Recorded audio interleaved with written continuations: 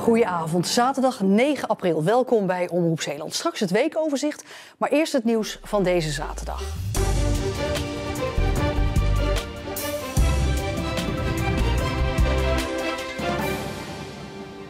Vijf mannen zijn vanochtend aangehouden bij een bedrijf in Vlissingen-Oost. De politie denkt dat ze op zoek waren naar cocaïne. Midden in de nacht kwam een melding van een inbraak bij het bedrijf aan de Denemarkenweg. Toen de politie en douane arriveerden, zagen ze mannen wegvluchten. Die zijn met hulp van een helikopter en een politiehond opgespoord. Daarbij is ook een waarschuwingsschot gelost. De mannen zijn 23 tot 39 jaar oud en komen uit diverse plekken in Nederland, maar niet uit Zeeland. In de loods van het bedrijf vond de politie tassen met wit poeder, zeer waarschijnlijk cocaïne. Meerdere bedrijven op Tolen hebben vandaag meegedaan aan de eerste editie van de Open Banendag. Werkzoekenden konden vrijblijvend kennis komen maken. Zoals hier bij Woonboulevard Poortvliet. Wij zoeken bijvoorbeeld heel actief op dit moment naar verkopers, zeker in het weekend ook wel. Meubelbezorgers, dus mensen die de spulletjes bij mensen thuis gaan brengen. En stoffeerders, dus ja, er zijn echt wel leuke banen te vinden hier. Ja, nu heb je toch wel wat meer mensen. Je hoort ook andere vragen. Ja, je weet al meer. Mocht het dan toch zo zijn dat je denkt van nou, eigenlijk nee, toch niks voor mij.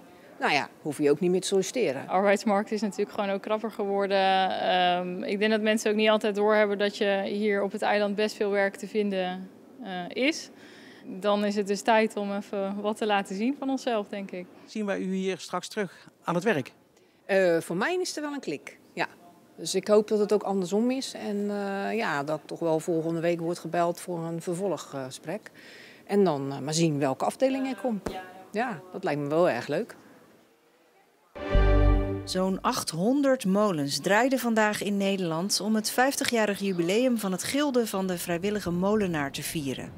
Hier in Zierikzee deden ze mee, maar ook in Nieuwvliet, waar de jongste gediplomeerde molenaar van de provincie, Thijs Groosman, de molen liet draaien. Ja, dat is wel vrij bijzonder natuurlijk. Dat gebeurt niet dagelijks. Deze recordpoging om zoveel mogelijk molens tegelijkertijd te laten draaien heeft als doel de interesse voor het ambacht van molenaar te vergroten. Er is weinig jonge aanwas. Maar Thijs hoef je niet te overtuigen, want hij vindt het prachtig. En juist dat het nog zo ouderwets is, zo, ja, min of meer primitief. Alles op wind, ja, het ambachtelijke eraan, dat met name. De recordpoging wordt niet officieel opgenomen in het Guinness Book of Records. Ondanks dat vond Thijs het leuk om mee te doen. Het zonnetje schijnt, dus ja, de stemming zit er goed in. Zie dit meer als een generale repetitie, want het Gilde hoopt in de toekomst wel een officieel record te kunnen vestigen in het recordboek. Rescue Vlissingen wordt dit jaar in augustus voor het eerst sinds 2018 weer gehouden. Ja, natuurlijk staan we te popelen met z'n allen en we hebben er zin in. En ja, het voelt weer alsof we echt ook weer mogen beginnen. Voor het eerst heeft het evenement een thema, hart voor hulpverlening. Om onder andere aandacht te vragen voor nieuwe mensen. Met een banenmarkt, letterlijk op het evenement, waar ja, mensen, bezoekers ja, kunnen informeren of een baan in de hulpverleningsindustrie breed bij hun past. Daarnaast gaat een lang gekoesterde wens van de organisatie in vervulling. Dat de ambulancehelikopter van de Waddeneilanden naar Rescue Vlissingen gaat komen. Nog nooit vertoond en dit is hem. Ja, en daar zijn we echt super blij mee.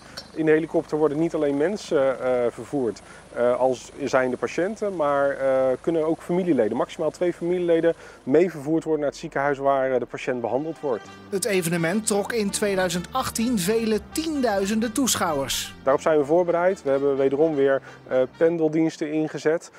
We gaan met een vergroot evenemententerrein werken.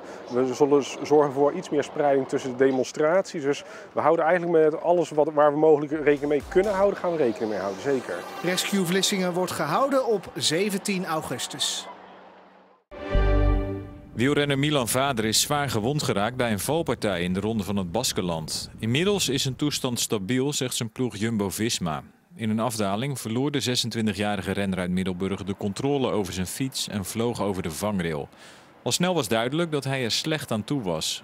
Vader is direct geopereerd in een ziekenhuis in Bilbao. In de laatste 10 kilometer van de omloop van de Braakman in Filipijnen komen deze 2 renners aan de leiding te rijden. Roel van Sint Maartensdijk in het blauwe shirt was al gedemareerd uit een kopgroep van 10 renners. En hij krijgt Maureen Bogert mee in de slotfase. En na een wedstrijd over 177 kilometer mogen de 2 gaan sprinten om de dagzege in de Kasteelstraat. En van Sint Maartensdijk is net als vorig jaar de snelste in de sprint.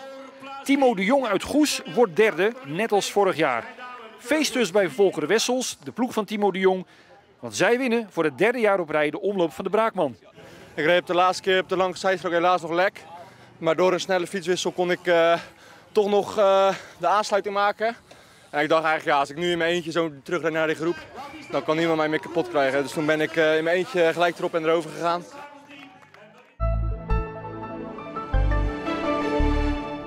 We hadden vandaag mooi weer. Het was gedurende de ochtend en ook deels in de middag strak blauw. En dat kwam het lentegevoel natuurlijk wel ten goede. In de loop van de dag ontstonden er wel enkele stapelwolken, maar het bleef nog droog. Het was alleen wel wat te koel voor de tijd van het jaar met maximumtemperaturen rond 9 graden en een matige tot vrij krachtige westelijke wind.